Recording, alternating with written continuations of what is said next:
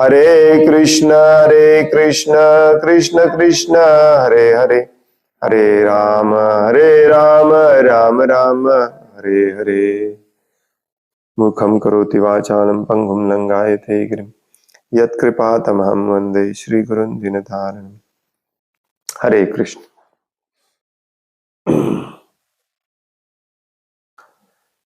श्रीमद्भागवतम स्कंध तिसरा, अध्याय 25वा, भक्तिमय सेवेचे महात्म्य, श्लोक नंबर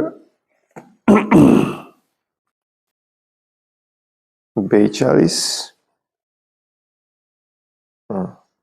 42।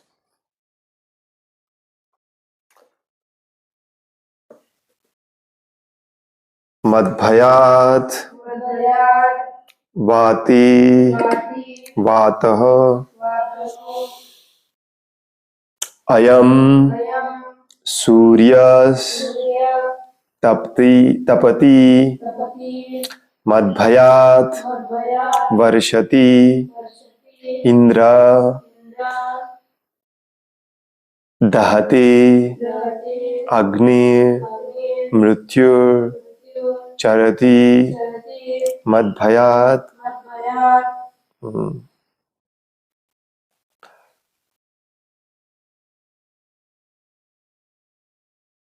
एक मिनट।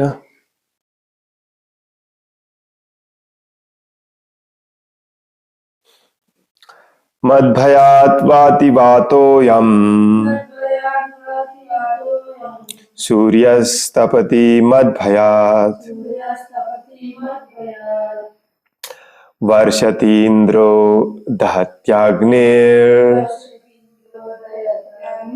मृत्युश्चरति मद्भयात्।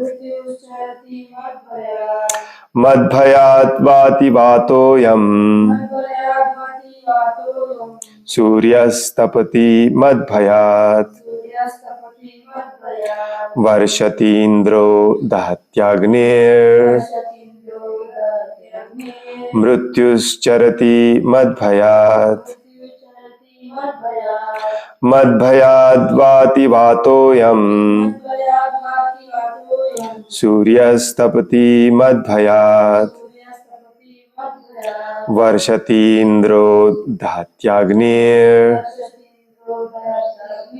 मृत्युश्चरति मद्भयात्।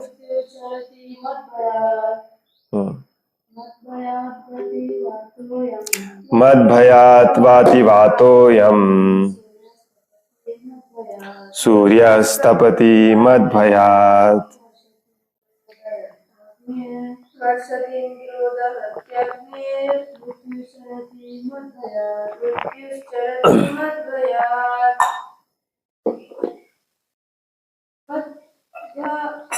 भयात्। मद्भयात् वाति वातोऽयम् सूर्यस्तपति मद्भयात् वर्षतीन्द्रो दहत्याग्निर् मृत्युश्चरति मद्भयात्। सोपा श्लोक है। मद्भयात् माझ्या भयाने, वाती वातो वातः वायु, अयम हा सूर्यः सूर्य तपती प्रकाश देतो मद्भयात माझ्या भयाने।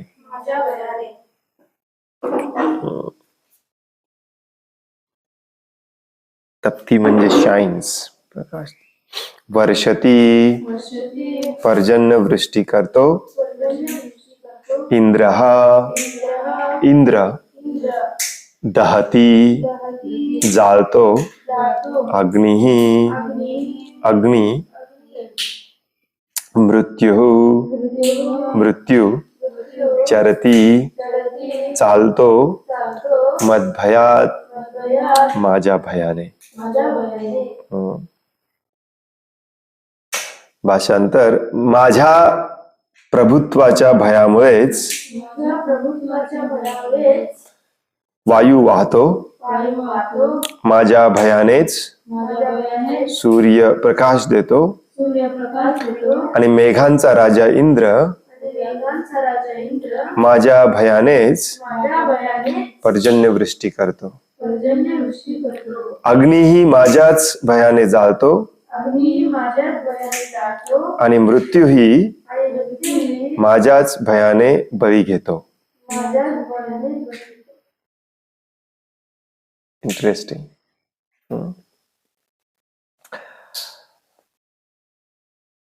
जनरली रोज आपण वाचतो की भगवंत हे सर्वांचे सुहृद, हितचिंतक, कल्याणकारक, करुणामयी, कृपामयी,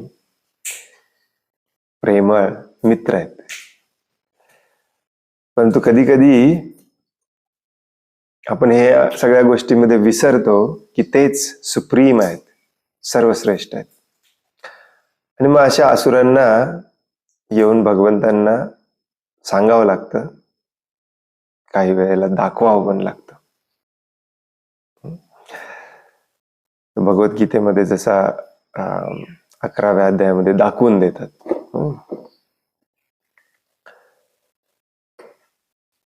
प्रेम हेच सर्वश्रेष्ठ तत्वज्ञान आहे, तत्व आहे, प्रिन्सिपल आहे. परंतु जिथे आदर नसेल तिथे प्रेम नसतो, आणि जिथे भीती नसेल तिथे आदर नसतो. त्यामुळे कधी कधी भीती दाखवावी लागते. मागचे बरेच श्लोक भगवान कपिलदेव आपल्या आईला अगदी सिंपल भाषेत समजावून सांगत आहेत. परंतु एकदमच हा आजचा श्लोक असा थोडासा कठोर वाटतो, हो की नाही? काय म्हणतात? माझ्या भीती, मला घाबरूनच हे सगळे काम करतायत. इंद्र, चंद्र, सूर्य, अग्नी, वायू, मृत्यू. ऑफकोर्स भगवंतांची अशी इच्छा नाही आहे की तुम्ही भीतीने काम करावं, परंतु एका ठराविक लिमिटच्या बाहेर गेल्यावरती भीती पण दाखवावी लागते. तात्पर्य श्रील प्रभुपादांद्वारा पूर्ण पुरुषोत्तम भगवान श्रीकृष्ण भगवद्गीतेत म्हणतात की माझ्या अध्यक्षतेमुळे प्राकृतिक नियमांचे कार्य सर्व प्रकारे अचूक रीतीने पार पाडत आहे. Actually it's very foolish. खूप मूर्ख, सगळ्यात मूर्ख व्यक्ती तो असतो ज्याला वाटतं की माझ्यामुळे काहीतरी चाललंय.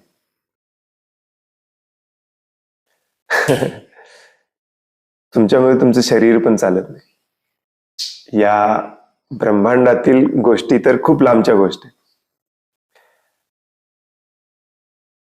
आणि हे मान्य करणे म्हणजेच भगवंतांचं प्रभुत्व मान्य करणे.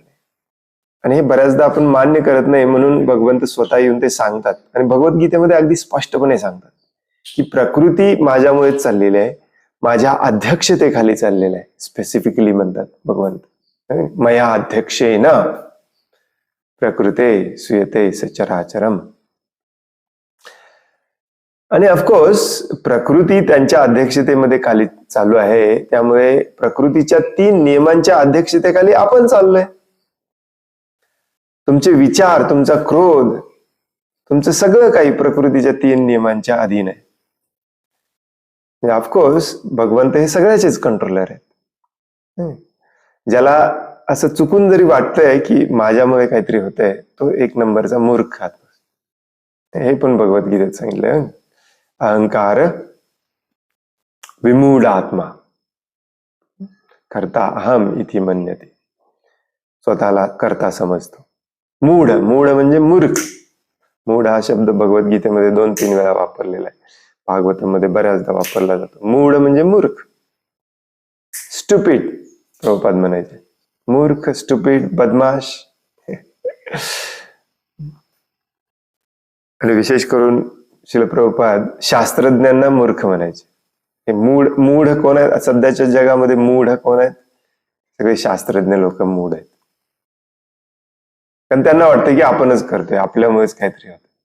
जे भगवंतानी बनवलंय, जे भगवंत करतायत, त्याच्यामध्ये चुका काढणे म्हणजे शास्त्रज्ञाचं मेन काम.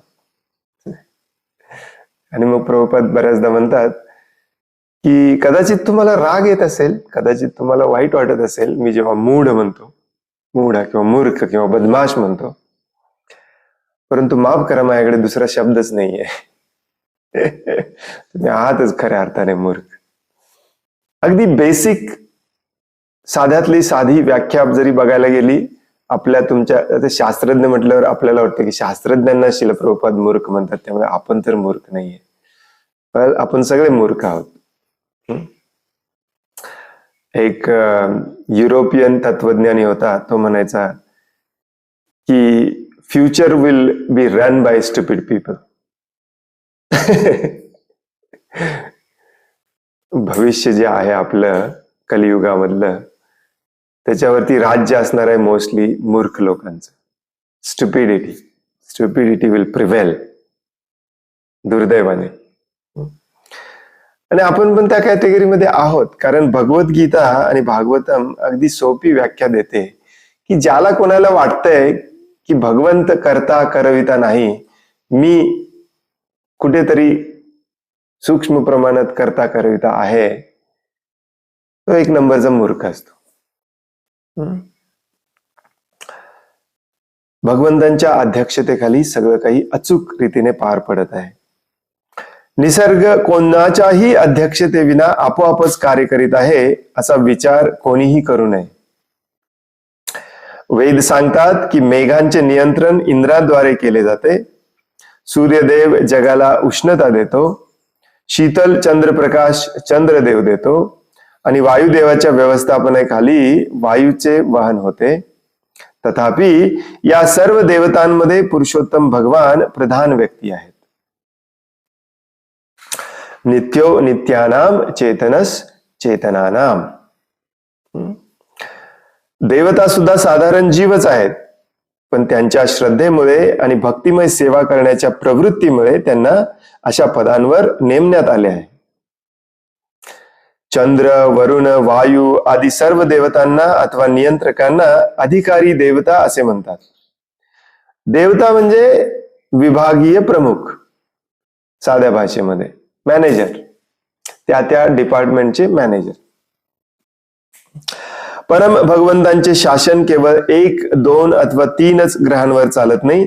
लक्षावधी ग्रहलोक आणि लक्षावधी ब्रह्मांडे अस्तित्वात आहेत. म्हणून भगवंतांचे शासन प्रचंड आहे आणि त्यांना सहाय्यकांची आवश्यकता असते. व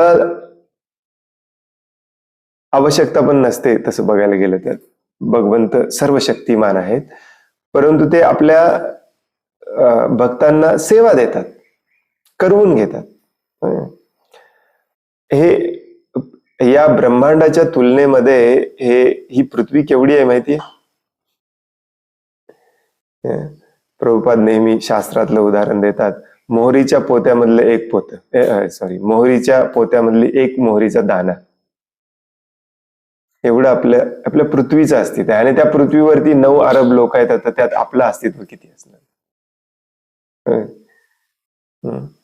आणि शास्त्रामध्ये सदैव वर्णन करताना असं सांगितलं जातं की या एका ब्रह्मांडामध्ये, हे ज्या अंड्याच्या आकाराचं जे ब्रह्मांड आहे, त्या एका ब्रह्मांडामध्ये ग्रहच इतके आहेत की आपण मोजू शकत नाही. पृथ्वीसारखे, पृथ्वीच्या हजारो लाखो करोडो पटीने आकाराने मोठे ग्रह आहेत, आणि तसे अनगिनित करोडो ग्रह एका ब्रह्मांडामध्ये, त्याचे ब्रह्मदेव प्रमुख आहेत. आणि असे अंडे मोजता येणार नाहीत एवढे ब्रह्मांड या भौतिक जगामध्ये. हे सगळं चुटकीसरशी निर्माण करतात आणि चुटकीसरशी नष्ट करतात भगवान. त्यांना काय अवघड आहे हे सगळं मॅनेज करणे? परंतु सदैव ते आपल्या भक्तांना ही सेवा देतात. सेवा दिल्याने प्रेमभाव वाढतो, सेवा केल्याने प्रेमभाव वाढतो. त्यामुळे हे प्रेमाच्या आदान प्रदानासाठी हे करतात. नाहीतर काय गरज होती अर्जुनाला युद्ध करायला सांगायची की हे सगळे बदमाश आहेत, यांना मी ऑलरेडी मारलेला आहे, तू युद्ध कर नाही कर, यांना हे इथून काही परत जाणार नाही आहे. एवढं पण सांगतात भगवंत, परंतु स्वतः मारत नाहीत, कारण त्याचं श्रेय त्यांना अर्जुनाला द्यायचं. भगवान श्री चैतन्य महाप्रभूंनी ठरवलं असतं तर ते जे भाकीत त्यांनी स्वतः केलेलं, पृथ्वी ते आचे नगराधिग्राम सर्वत्र प्रचार वैभव मेरे नाम, ते स्वतः पण करू शकले असते, तेवढे पॉवरफुल होते ते, परंतु त्याचं श्रेय त्यांना श्रील प्रभुपादांना द्यायचं होतं. तर देवी देवता यांची खऱ्या अर्थाने काही गरज नसते, परंतु भगवंत त्यांना सेवा प्रदान करण्यासाठी या वेगवेगळ्या डिपार्टमेंटला ते नेमतात. बऱ्याचदा लोक म्हणतात, आता हे देवी देवतांबद्दल अनादर व्यक्त करण्यासाठी हे शास्त्रामध्ये सांगितलेलं नाही आहे बरं का. हे प्रभुपाद विशेष करून आपल्याला का सांगतात, कारण भारतामध्ये देवी देवतांची पूजा करायला जास्त प्राधान्य दिलं जातं. आणि भगवंत म्हणतात की यांना सगळ्यांना शक्ती मी देतो, तुम्ही माझी पूजा करा, माझी आराधना करा, माझ्याकडे या. कशाला विनाकारण या भौतिक जगातच देवी देवतांची पूजा करून त्यांच्याकडून काहीतरी मिळवून परत इथेच राहायचा प्रयत्न करताय. तर तो मेन उद्देश तो आहे की आपल्यासारख्या भारतीय लोकांना प्रभुपादांना सांगायचं आहे की हे देवी देवतांची पूजा उपासना बंद करा. याचा अर्थ असं नाही की त्यांचा अनादर करू नका, ते अतिशय हाय लेवलचे टॉप लेवलचे भक्त आहेत म्हणून त्यांना ती सेवा मिळाली, तुमच्यासारख्यांना मिळत नाही आयऱ्या गैऱ्या कोणाला. परंतु त्याच वेळी आपण हे लक्षात ठेवायचं आहे की त्यांच्या मागची शक्ती ही भगवंतांची. आणि जेव्हा भारतातल्या अशा देवी देवतांच्या उपासकांना हे आपण सांगायला जातो, तुम्हाला थोडस मी काय बोलतोय याच कल्पना यावी अशी वाटत असेल तर आपला जो आता व्हिडिओ देव आहे कोण म्हणतं हा व्हिडिओ भयानक व्हायरल व्हायला लागलाय, रोजचे 50,000 1,00,000 व्ह्यूज. त्याच्यावरती लोक कमेंट कसे करतात बघा. काल एकटा म्हणाला सूर्य हा देव परमश्रेष्ठ परम भगवान आहे.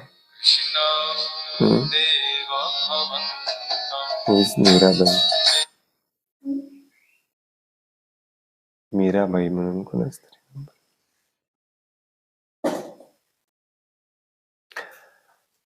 आणि मग अशा लोकांना जेव्हा सांगायला जातो आपण की नाही, परम पुरुषोत्तम भगवान श्रीकृष्ण हेच सर्व कारणांचे कारण आणि सर्व शक्तीचे उगमस्थान आहेत, तेच या देवी देवतांच्या शक्तीचं पण उगमस्थान आहेत, त्यांच्यामुळेच या देवी देवता कार्य करत आहेत, लवकर कोणाला पटत नाही.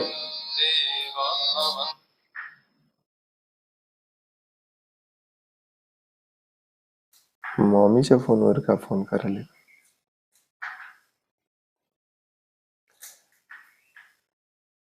युजली लवकर कोणाला पटत नाही. आणि मग बरेचसे लोक म्हणतात की मग दाखवा, आम्हाला दाखवा. दाखवा म्हणायची खूप लोकांना सवय असते बरं का आजकाल. दाखवा. तुमची पात्रता एवढी नाही की तुम्हाला नरेंद्र मोदी भेटतील, तुम्हाला भगवंतांना भेटायचंय. त्यासाठी आपल्याला पात्र व्हावं लागतं. आणि भगवंतांनी प्रत्येक डिपार्टमेंटमध्ये जसे की वायू, चंद्र, सूर्य, पर्जन्य म्हणजे पाऊस, पाणी, या सगळ्याची व्यवस्था करायला या देवी देवतांना नेमलंय. आणि त्या सगळ्या डिपार्टमेंटमध्ये जाऊन भगवंत तर प्रत्येकाची मायक्रो मॅनेजमेंट करायला सुरुवात केली, जसं आपण आपल्या कंपनीमध्ये करतो. तर मग भगवंत परफेक्ट मॅनेजर कसे होणार?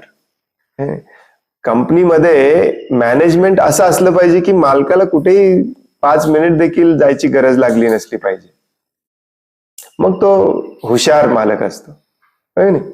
भगवंत म्हणतात भगवद्गीतेमध्ये, मया अध्यक्षेन प्रकृते सुयते सचराचरम, माझ्या अध्यक्षतेखाली ही प्रकृती चाललेली आहे. याचा अर्थ असा नाही की तुम्हाला भगवंत प्रत्येक ठिकाणी दिसतील, तू हे कर, तू हे कर. आज पाऊस पाडलास का अमेरिकेमध्ये? तिथे कशाला पाडलास? तिथे पाडायचं नव्हतं, इकडे पाडायचं होतं. हे असलं मायक्रो मॅनेजमेंट करत बसत नाहीत भगवंत. असं मायक्रो मॅनेजमेंट केल्यावरती मग भगवंत सर्व शक्तिमान कसे राहणार? परफेक्ट मॅनेजमेंट आहे त्यांचं, हो की नाही? कसं आहे? पूर्णमदम पूर्णमिदम पूर्णात पूर्णमुदच्यते. भगवंत जे काही करतात, जे काही बनवतात ते परफेक्ट आणि कम्प्लीट असतं. परवा आम्हाला एक व्यक्ती भेटलेली, खूप छान याचा अर्थ सांगत होती पूर्णमदम पूर्णमिदम. मला हसू येत होतं तिथे बसल्यावर. प्रभुपाद खूप छान याचा अर्थ सांगतात. पूर्णमदम पूर्णमिदम, पूर्णचा अर्थ प्रभुपाद सांगतात भगवंत स्वतः पूर्ण म्हणजे कम्प्लीट आहेत त्यांना बाकीच्या कुठल्याही गोष्टीची गरज नाही. आणि नुसतं कम्प्लीट नाही तर परफेक्ट पण आहे. पूर्णचा अर्थ असतो कम्प्लीट आणि परफेक्ट. आणि भगवंत जे काही निर्माण करतात ते देखील पूर्ण आणि परफेक्ट असतं, कम्प्लीट आणि परफेक्ट असतं. पूर्णमदम पूर्णमिदम पूर्णात पूर्णमुदच्यते पूर्णस्य पूर्णमादाय पूर्णमेवावशिष्यते. आणि त्या पूर्णातून हे सगळे पूर्ण, त्या परफेक्ट आणि कम्प्लीट म्हणून हे सगळे परफेक्ट आणि कम्प्लीट जरी निर्माण झालेले असले तरी जे उरतं ते देखील पूर्ण, कम्प्लीट आणि परफेक्ट असतं. असं एकमेव फक्त भगवंत आहेत, बाकी कुणी नाही. या भौतिक जगामध्ये असं आपण करूच शकत नाही. जेव्हा आपण एखाद्या गोष्टीतून एखादी गोष्ट काढतो तेव्हा ऑटोमॅटिकली हे पण इनकम्प्लीट होतं, हे पण इनकम्प्लीट अपूर्ण होतं, हे पण अपूर्ण होतं. पण भगवंतांचं तसं नाही, परफेक्ट एकदम. मग त्यांचं मॅनेजमेंट पण परफेक्ट असणार आहे. काही गरज नाही त्यांना रोज सकाळ दुपार संध्याकाळ प्रोजेक्ट रिपोर्ट, स्टॅटस रिपोर्ट मागून घ्यायची. जे मोठ्या मोठ्या कंपनीमध्ये काम करतात त्यांना माहिती. दिवसातून 2 मीटिंग झालं, आठवड्यातून 3 स्टॅटस रिपोर्टची मीटिंग आहे, कुठेपर्यंत आलं. हे आपलं मॅनेजमेंट आहे. भगवंतांचं मॅनेजमेंट कसं आहे, परफेक्ट मॅनेजमेंट आहे. आणि तेच इथे सांगतात ते की मी मॅनेजमेंट मीच करतो ऍक्च्युली, जरी मी दिसत नसलो तरी.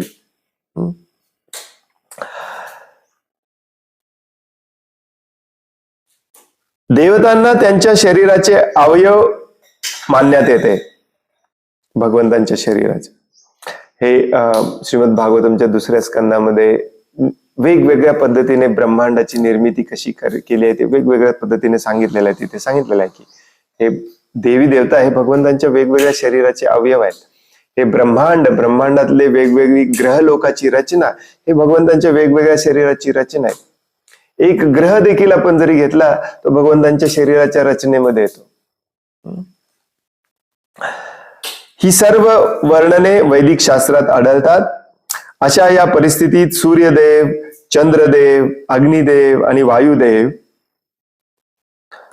हे सर्व भगवंतांच्या मार्गदर्शनाखाली कार्य करीत असतात.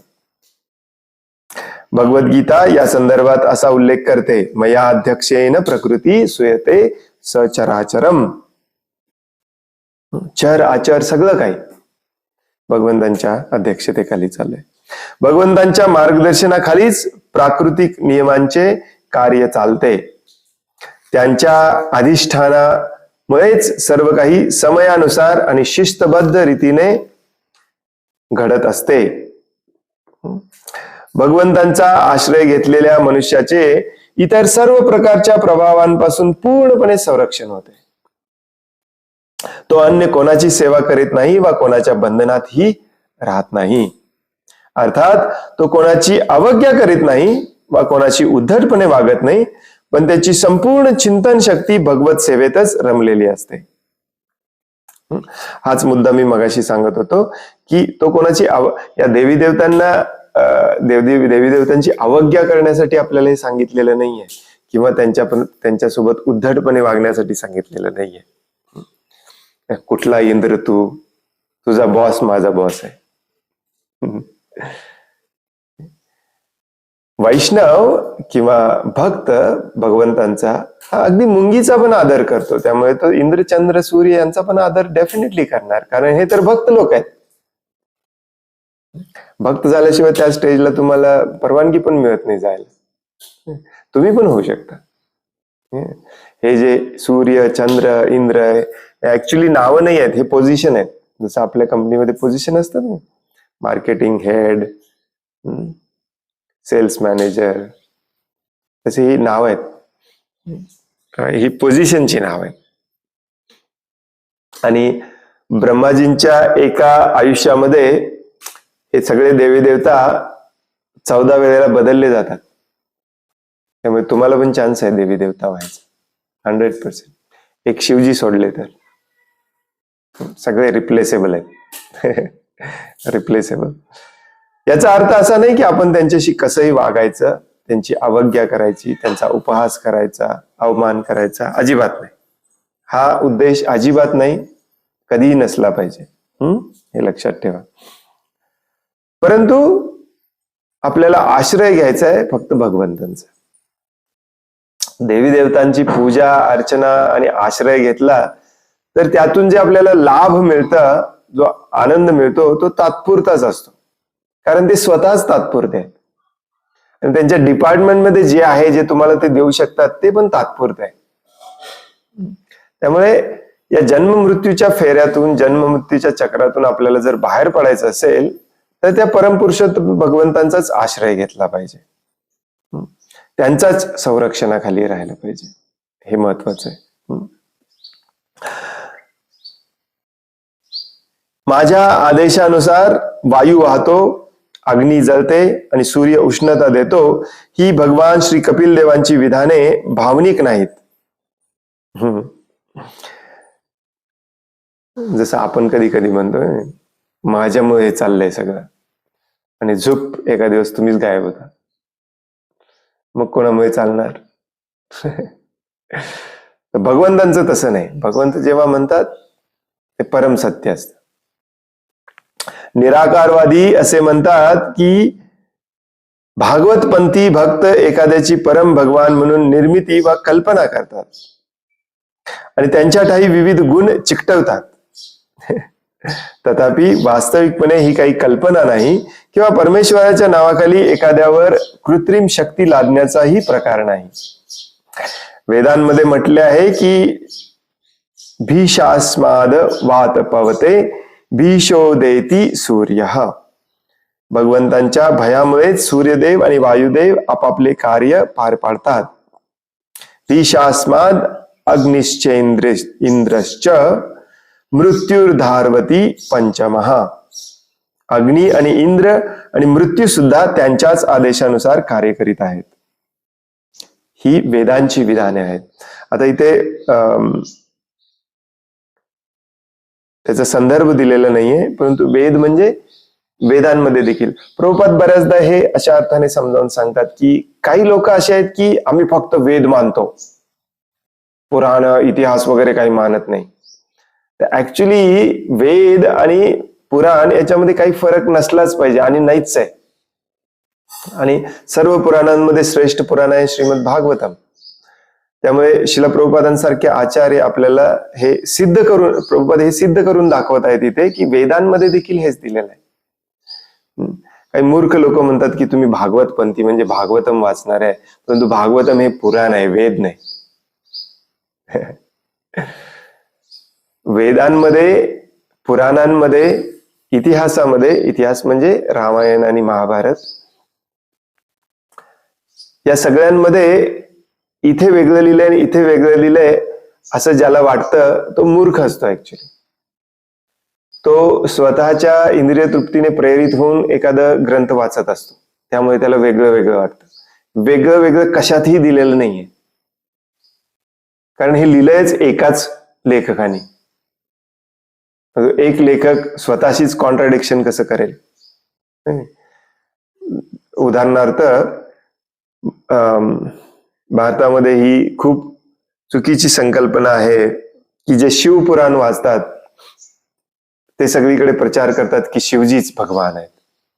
आणि बऱ्याचदा शिवजी ब्रह्माजींना भगवान म्हटलं जातं शास्त्रामध्ये.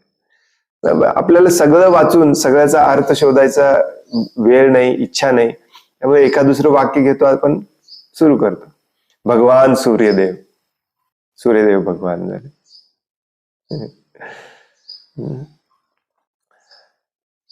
आणि शेवटचा जो मुद्दा शिला प्रभुपाद इथे समजावून सांगतात तो काय आहे की बरेच लोक असंही करतात की जे निराकारवादी आहेत त्यांना वाटतं की भगवंतांना आकारच नाही, ते व्यक्तीच नाही, व्यक्ती नाही म्हणजे शक्ती पण नाही, शक्ती काहीच नाही, कोणीतरी आहे पण शक्तिमान नाही, कारण मी पण एक दिवस त्या शक्तिमान एवढं होणार आहे, ही त्यांची इच्छा असते. आणि मग ते भागवतम वाचणाऱ्यांवरती अशा प्रकारे टीका करतात की तुम्ही भागवतपंथी लोक विनाकारण मॅन्युफॅक्चर करताय कृष्ण नावाचा देव, विष्णू नावाचा देव, आणि त्याला विनाकारण हे सगळे लक्षणं त्याच्याबरोबर जोडताय. त्याच्या भीतीने हे चालतं, त्याच्या ऑफकोर्स डायरेक्टली लिहिलेलं आहे. वेदांमध्ये सेम टू सेम श्लोक आहेत. प्रभुपाद इथे काढून दाखवतात. भीष्मात वात भीषास्माद वात पावते भीषा देती सूर्य. वायू, सूर्य हे सगळे भगवंतांमुळे काम करत आहेत. आणि यालाच अजूनही आपण श्रीमद भागवतमच्या निर्मिती सृजन लीलेमध्येच आहोत. जरी थोड्याफार प्रमाणामध्ये दिती काय नाव, कश्यप मुनी, कर्दम मुनी, अदिती, देवहूती हे जरी कथा सुरू झालेल्या असल्या आणि मैत्रेय ऋषी, अजूनही आपण हे ब्रह्मांड कसं निर्माण झालं हेच वाचत आहोत. 4थ्या स्कंदाच्या सुरुवातीच्या थोड्या भागापर्यंत आपण ब्रह्मांडाची निर्मितीच वाचणार आहोत. तर ह्या ब्रह्मांड निर्मितीचाच हा एक भाग आहे. ब्रह्मांडाची निर्मिती समजावून घेण्यामागचा मेन उद्देश आहे श्रीमद भागवतमचा, तो म्हणजे की भगवंतच या सर्व कारणाचे कारण आहेत हे तुम्हाला पूर्णपणे पटलं पाहिजे. ते वेगवेगळ्या पद्धतीने सांगितलं जातं. तर आपल्या आईला देवहूतीला भगवान कपिलदेव समजावून सांगत आहेत की या भौतिक जगामध्ये जरी असं दिसत असलं की वेगवेगळ्या शक्ती काम करत आहेत, या सगळ्या शक्तींमध्ये मागे मात्र मीच आहे. माझ्यामुळेच या सगळ्या शक्ती काम करत आहेत. मीच निर्मितीचं मेन कारण आहे. मीच पालन पोषणाचं देखील मेन कारण आहे आणि मीच हे सगळं काही संपवू देखील शकतो. आणि हे जे तुम्हाला पॉवरफुल लोक दिसतात, ब्रह्मा, चंद्र, सूर्य, इंद्र, चंद्र, वायू वगैरे, हे माझ्या अध्यक्षतेखाली काम करत आहेत. ऑफकोर्स इथे थोडस पटवून देण्यासाठी भगवंत म्हणतात की माझ्या भीती खाली काम करत आहेत, मला घाबरून काम करत. यांना थोडंसं स्वातंत्र्य दिलेलं असतं. असं नाही आहे की भगवंतांच्या भीतीखाली ते काम करतात, परंतु मेन मुद्दा हा आहे हे जाणणे की भगवंतच सर्व कारणांचे कारण आहेत. तिथे जाऊन आपला शोध संपतो. ईश्वर परम कृष्ण सच्चिदानंद विग्रह अनादिरादिर गोविंद सर्व कारण कारणम.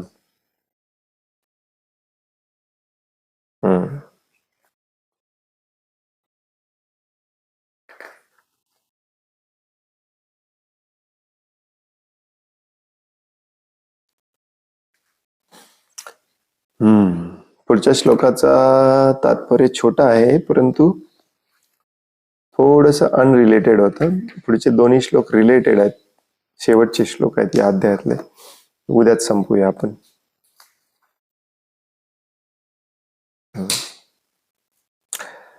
हरे कृष्ण.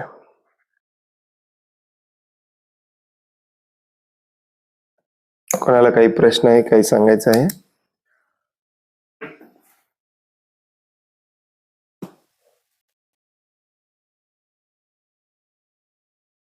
हरे कृष्ण प्रभू, दंडवत प्रणाम. हरे कृष्ण, दंडवत प्रणाम. भद्र पौर्णिमेबद्दल थोडी माहिती सांगा ना, कसं काय काय?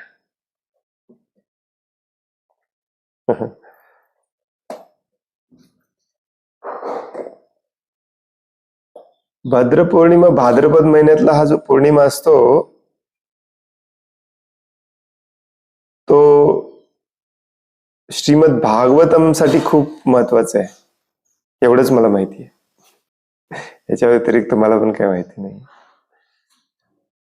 मला वाटते पद्मपुराणात का विष्णू पुराणामध्ये सांगितलेलं आहे की भाद्रपद महिन्यातल्या या पौर्णिमेच्या दिवशी जो श्रीमद भागवतम घरी आणतो, जो श्रीमद भागवतमची पूजा करतो आणि जो श्रीमद भागवतम दुसऱ्यांना देतो, भेट देतो, त्याला भरपूर प्रमाणामध्ये पुण्य मिळतं.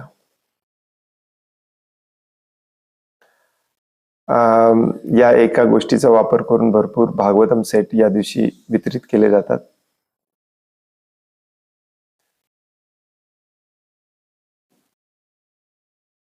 याच्या व्यतिरिक्त मला पण काही जास्त माहिती नाही.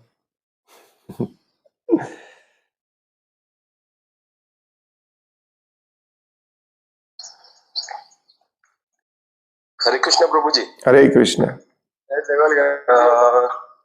मला थोडं कन्फ्युजन म्हणजे हे होतं की विष्णू भगवान नारायण त्यांना आपण म्हणतो. हम्म आणि श्रीकृष्ण हम्म हे म्हणजे विष्णू हे कृष्णाचे अवतार आहेत काय तेच आहेत? तेच आहेत. बऱ्याचदा ब्रह्मा विष्णू महेश असं म्हणलं जातं. हे सगळं श्रीमद भागवतमच्या पहिल्या स्कंदामध्ये दिलेलं आहे. अच्छा. तुम्ही थोडस उशिरा जॉईन झाल्यामुळे तुम्हाला थोडस कन्फ्युजन आहे. कन्फ्युजन. थोडक्यात भगवान श्रीकृष्ण गोलोक वृंदावन मध्ये आहेत. हे त्यांना आदी म्हटलं जातं. आदी म्हणजे सर्वप्रथम, आदी आणि अनंत. सर्वप्रथमचा अर्थ असाही नाही की ते कुठल्या दिवशी किंवा कधी झालं हे देखील आपल्याला सांगता येत नाही.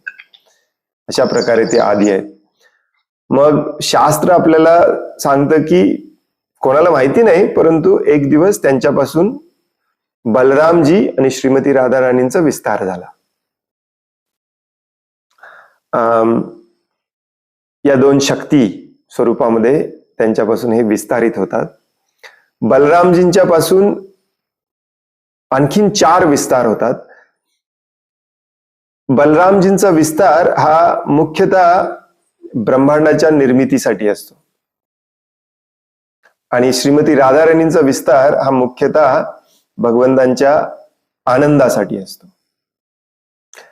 आणि मग म्हणून श्रीमती राधाराणींबद्दल जास्त कुठल्याच ग्रंथामध्ये तुम्हाला काहीच सापडणार नाही. परंतु बलरामजींच्या पासून हे संपूर्ण विश्व कसं निर्माण झालं आणि ते कसं सस्टेन केलं जातं, पालन पोषण केलं जातं, हे मात्र डिटेलमध्ये सापडतं आपल्याला. बलरामजींचे 4 परत विस्तार होतात. त्यांना आपण चतुर्व्यूह म्हणतो. वासुदेव, अनिरुद्ध, प्रद्युम्न आणि संकर्षण. हे आपण बऱ्याचदा ही नावं ऐकतो. हे सगळे सेमच आहेत. आणि मग या 4 विस्तारांपासून बऱ्याचदा परत 4 असे विस्तार होतात. विशेष करून संकर्षणांपासून. संकर्षणाचा अर्थ असतो जो या ब्रह्मांडाला धरून ठेवतो. आणि मग शेवटी यातून एक विस्तार येतो, त्याला म्हटलं जातं महाविष्णू. बऱ्याच विस्तारानंतर. आणि या महाविष्णूंचं कार्य असतं हे ब्रह्मांड निर्माण करणे. त्यानंच या महाविष्णूंपासून 3 विष्णू निर्माण होतात. त्यांना पुरुष अवतार म्हणतात. आणि त्या पुरुष अवतारांची नावं आहेत कारणोदक्षाय विष्णू, गर्भोदक्षाय विष्णू आणि क्षीरोदक्षाय विष्णू. म्हणजे एक पहिले जे विष्णू विष्णू निर्माण होतात, विस्तारित होतात. ऍक्च्युली निर्माण नाही होत, विस्तार होतो. त्यांच्या शरीरातून ही ब्रह्मांड बाहेर पडतात. या अंड्याच्या आकाराचे ब्रह्मांड. त्या प्रत्येक ब्रह्मांडामध्ये परत ते विष्णूच्या स्वरूपात स्वतःला विस्तारित करतात. त्या विष्णूंना वेगळं नाव दिलेलं आहे, गर्भोदक्षाय विष्णू. त्या विष्णूंच्या नाभी कमलातून ब्रह्माजींचा जन्म होतो. तुम्ही जे फोटो नेहमी बघता. आणि मग ब्रह्माजी सगळं निर्माण करतात. आणि ब्रह्माजी निर्माण करत असताना देखील प्रत्येक कणाकणामध्ये, प्रत्येक जीवामध्ये परत एकदा विष्णू स्वतःला विस्तारित करतात. त्या विस्ताराला क्षीरोदक्षाई विष्णू आणि जनरली आपण म्हणतो नारायण, चतुर्व्यूह नारायण. मग हे विस्तार आहेत. विस्ताराचा अर्थ असा पण नाही आहे की त्याच्यापासून ते आलं. बऱ्याचदा आपल्याला असं वाटतं की याच्यापासून हे आलं, याच्यापासून हे आलं, याच्यापासून हे आलं. असं पहिल्यांदा ऐकल्यावर किंवा बघितल्यावर तसं वाटतं, पण ऍक्च्युली ते सेम टू सेमच आहे.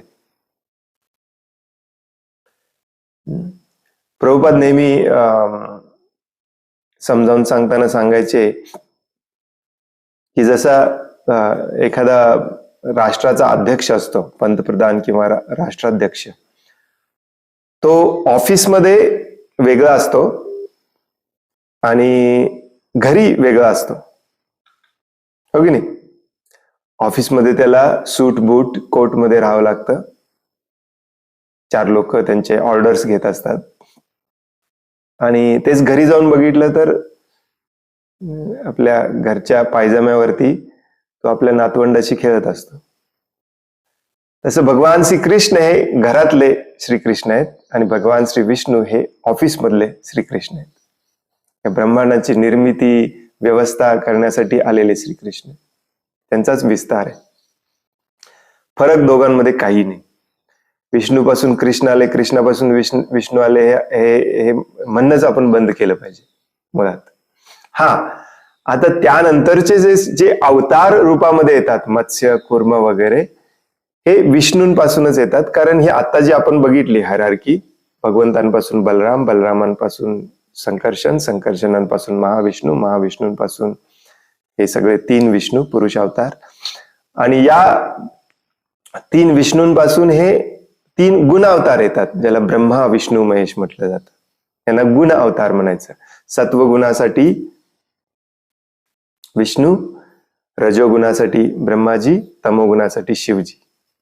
म्हणून शिवजी पण स्पेशल आहेत. आणि मग यांच्यापासून हे अवतार येतात, वामन, राम, नरसिंह वगैरे. ऍक्च्युली येतात याचा अर्थ तयार होत नाही, ते ऑलरेडी आहेत वैकुंठामध्ये, परंतु या चॅनलद्वारे त्यांना ब्रह्मांडामध्ये प्रवेश करायला मार्ग असतो, म्हणून ते म्हटलं जातं. आणि म्हणून मग बऱ्याचदा असं म्हटलं जातं की या अवतारांमध्ये भगवान श्रीकृष्ण पण एक अवतार समजले जातात, बलरामजी पण अवतार समजले जातात. म्हणून बऱ्याच लोकांना वाटतं की विष्णूपासून बलरामजी आले, विष्णूपासून श्रीकृष्ण आले. तसं नाही आहे ऍक्च्युली. आणि हे शास्त्रामध्ये, विशेष करून भागवतामध्ये अगदी क्लिअरली दिलेलं आहे, सुपर क्लिअरली दिलेलं आहे. आणि बऱ्याच जणांना असं पण वाटतं की भगवान श्रीकृष्ण ओरिजिनली तिथे आहेत गोलोक वृंदावनमध्ये, आणि जे 5000 वर्षापूर्वी अर्जुन बरोबर इथे आले होते ते त्यांचा अवतार आहे, किंवा ते विष्णूंचा अवतार आहे, ओरिजिनल कृष्ण आले नव्हते, असंही बऱ्याचदा म्हटलं जातं. ते पण चुकीचं आहे, कारण शास्त्रामध्ये इतके पुरावे आहेत याचे की ते स्वतः श्रीकृष्ण ओरिजिनली आले होते, ओरिजिनल रूपामध्ये ते पण. त्यामुळे आपण जे वर्णन वाचतो वृंदावन मधलं, पितांबर नेसलेले, डोक्यामध्ये मोरपीस असलेले, कमरेला वेणू असलेला, गळ्यामध्ये जंगली फुलांचा हार असलेला, दॅट इज ते त्यांचं ओरिजिनल रूप आहे, श्याम सुंदर ज्याला म्हटलं जातं. आणि ह्याचे पण पुरावे भरपूर आहेत शास्त्रामध्ये. ब्रह्माजींनी दिलेले आहेत पुरावे, शिवजींनी दिलेले आहेत त्याचे पुरावे. तर हे कन्फ्युजन आपण डोक्यातनं काढून टाकायचं. हे नॉर्मल हिंदू लोकांना हे खूप कन्फ्युजन आहे, कारण हे आपण कधी सिस्टमॅटिकली ज्ञानच घेत नाही, म्हणून कन्फ्युजन आहे ऍक्च्युली. नाहीतर जो भागवतम वाचायला घेतो त्याला एका महिन्यामध्ये हे कळतं सगळं, कारण हे पहिल्या स्कंदाच्या 3ऱ्या अध्यायामध्येच दिलेलं आहे बरंच यातलं, अर्ध्यापेक्षा जास्त. आणि म्हणून ही सृजन लीला जाणून घेणे खूप महत्वाचं आहे ऍक्च्युली.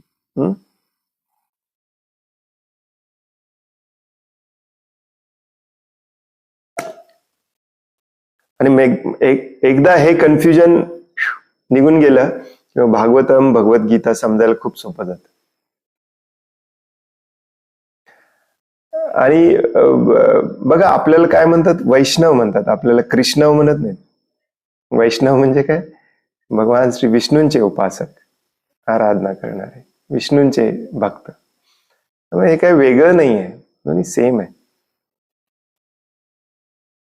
जेव्हा भगवान शिवजी म्हणतात की सर्व आराधनांमध्ये विष्णूची आराधना सर्वश्रेष्ठ आहे, तेव्हा ते भगवान श्रीकृष्णांच्या बद्दलच बोलत आहेत.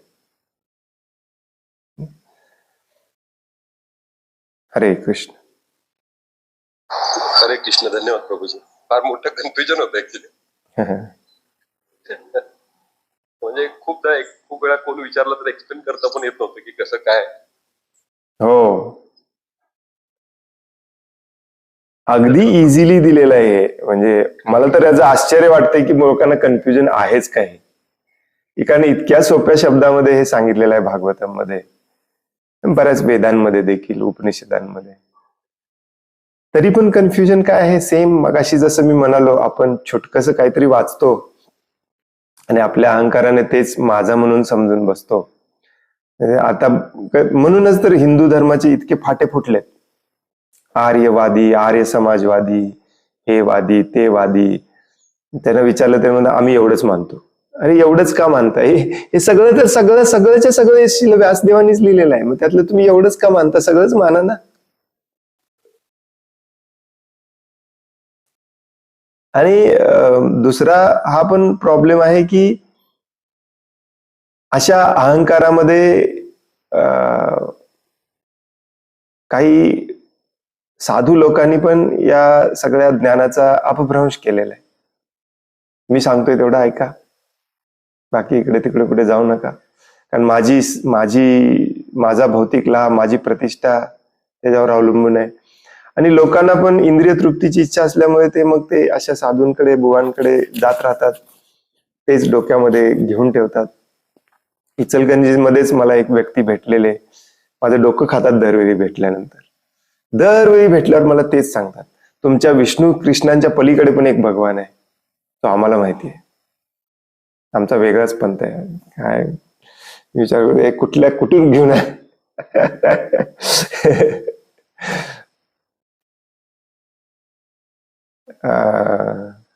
नाव विसरलो मी, त्यांनी सांगितलेलं बऱ्याचदा. संत साहेब असं काहीतरी त्यांच्या संप्रदायाचं नाव. It's very weird actually. आहे पुरावा म्हणून त्यांच्याकडे काही नसतं तरी पण हे बोलतात, चालू आहे सगळं. आणि म्हणूनच प्रभुपाद याला म्हणायचे की आपण हिंदू लोक सध्या खिचडीमध्ये अडकलोय, भयानक खिचडीमध्ये अडकलोय.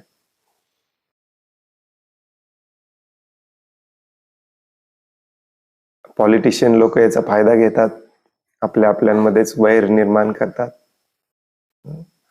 तुम्ही वैष्णव, तुम्ही शाही वाईट, तुम्ही श्रेष्ठ का तुम्ही श्रेष्ठ, भांडा. होय की नाही?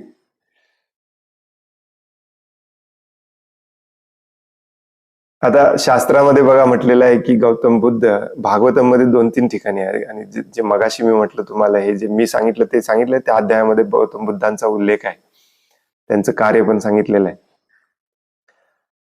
पण ते बुद्धवादी वेगवेगळेच झालेत. इतका तिरस्कार करतात हिंदू लोकांचा, हिंदू धर्माचा, अरे बापरे. आणि धड गौतम बुद्धांचं पण ऐकत नाही. तर हे खूप सध्या स्थितीला या सगळ्यांना शांत करून एकत्र आणणे खूप गरजेचं आहे. नाही तर आपल्याला हे भौतिक इंद्रिय तृप्तीची ही जी लाट आहे ती कधी संपवेल आपल्याला कळणार नाही. खरं दुश्मन आपला इंद्रिय तृप्तीच आहे. आणि आपण आपले दुश्मन मानत बसलोय, शिवजीचा भक्त माझा दुश्मन आहे, आणि हा विष्णू भक्त आहे, मी कृष्ण भक्त आहे, गणेश भक्त आहे, आम्ही बौद्ध आहे. बौद्ध लोकांची वेगळीच थिअरी असते. हे कुठेतरी बंद झालं पाहिजे ऍक्च्युअली. आणि याच्यासाठी ज्ञान खूप महत्वाचं आहे. ज्ञान न घेता नुसतंच भावनिक होऊन भक्तीच्या मागे लागतात लोक, म्हणून हा प्रॉब्लेम येतो. लोकांना एकादशीमध्ये जास्त इंटरेस्ट आहे. का? कारण तिथून काहीतरी मिळणार असतं. ते बंद केलं पाहिजे. हरे कृष्ण. उद्या भद्र पौर्णिमा आहे, अत्यंत शुभ दिवस श्रीमद भागवतमाच्या पूजेसाठी. तर नंतर मी फोन करतो प्रभूजी तुम्हाला. हरे कृष्ण. आणखीन कोणाला काही प्रश्न आहे, काही सांगायचं आहे? हरे कृष्णा प्रभूजी. आतापर्यंत जे आम्ही भागवतम ऐकलं ना प्रभूजी, त्याच्यामध्ये फक्त स्टोरीज होत्या. आणि त्या स्टोरीज सुद्धा ना ते संसारिकच सांगायचे. आम्हाला काही एंडच कळायचं नाही, म्हणजे काय घ्यायचं याच्यातनं. म्हणजे तुम्ही आता सांगितलंय की मारवाडी समाजामध्ये भागवतम वगैरे खूप अरेंज करतात मोठ्या प्रमाणात. हो. पण ते कळायचंच नाही आम्हाला, म्हणून आम्हाला मग ते खूप अवघड वाटायचं. भागवतम म्हणजे फार किचकट आहे असं वाटायचं. म्हणून आम्ही कधी ते त्यांचं पूर्ण ऐकलं पण नाही. असं पण आहे त्या कथा वगैरे, आणि त्या आम्हाला कळायला पण नाही. आता खरं आम्हाला भगवद्गीता कळायला लागलं.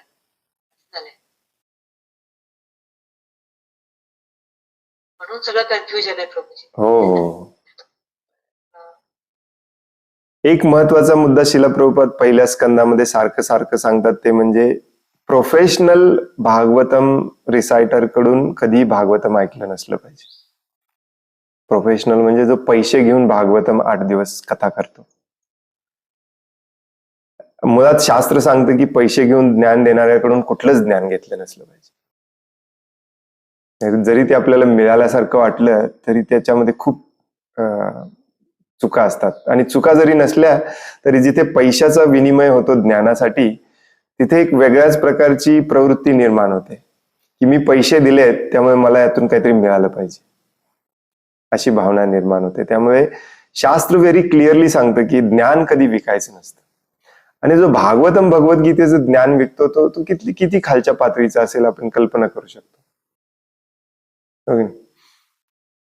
त्यामुळे आश्चर्य वाटतं कधी कधी की प्रभुपाद 15-20 वेळेला पहिल्या स्कंदामध्ये रिपीट करून सांगतात की हे जे प्रोफेशनल भागवतम सांगणारे जे आहेत ते 1 नंबरचे बदमाश असतात.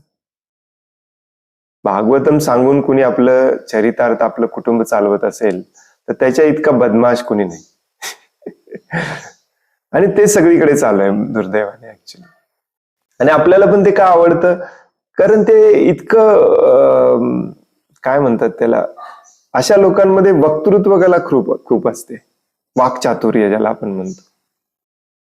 मग आचरणात काही न आणता फक्त सांगायची कला खूप असते यांच्यामध्ये, खूप छानपणे सांगतात. मी परवा तुम्हाला सांगत नव्हतो का ते नानी बायरो मायरो, 4 दिवस एकच कथा चाललेली. मला आश्चर्य वाटते की 4 दिवस सांगण्यासारखं आहे का याच्यामध्ये.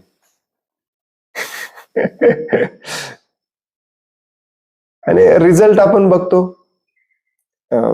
ती 4 दिवस पेंडाल असतो, पेंडालमध्ये माईक स्पीकर सगळे अरेंजमेंट करून कथा फुल फोर्स मध्ये चाललेली असते. 5व्या दिवशी एक माणूस येत नाही तिथे. हो की नाही.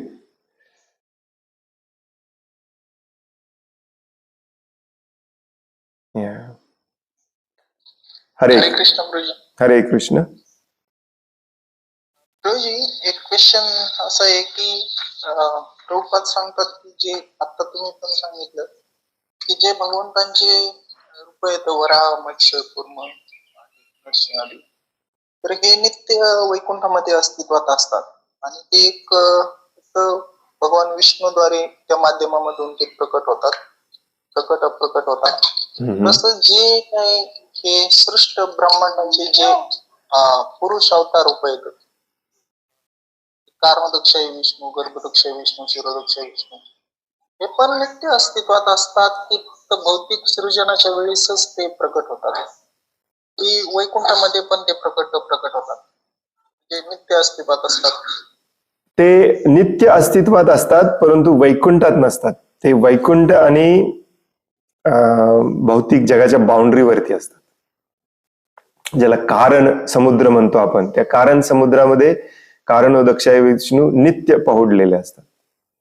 त्यांची ती पहुडण्याची लीला देखील नित्य असते, कायमची असते. भागवतम मध्येच वाचलं परवा आपण कुठेतरी.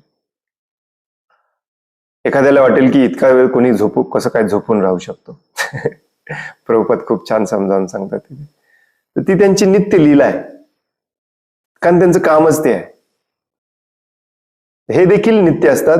एकच भगवंतांचं एकच रूप नित्य नसतं, ते म्हणजे ज्याला विश्वरूप किंवा विराट स्वरूप म्हणतो, ते नित्य नसतं. बाकी भगवंतांची सगळी रूप, सगळी स्वरूप ही नित्य स्वरूपाची असतात. भगवद्गीतेमध्ये देखील प्रभुपाद हे ठामपणे सांगतात.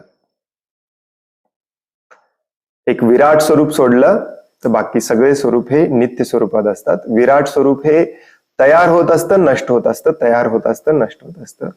त्या अर्थाने ते पण नित्य असतं, शाश्वत असतं. हरे कृष्ण. हरे कृष्ण. धन्यवाद. हरे कृष्ण. खूप खूप धन्यवाद. वांछा कल्पतरुभयश्च कृपा सिंधुभ्य एव च पतितानां पावनेभ्यो वैष्णवेभ्यो नमो नमः. अनंत कोटि वैष्णव वृंद की जय. वैष्णव ठाकुर श्रील प्रभुपाद की जय. ग्रंथराज श्रीमद् भागवतम की जय. हरे कृष्ण. धन्यवाद. हरे कृष्ण. धन्यवाद.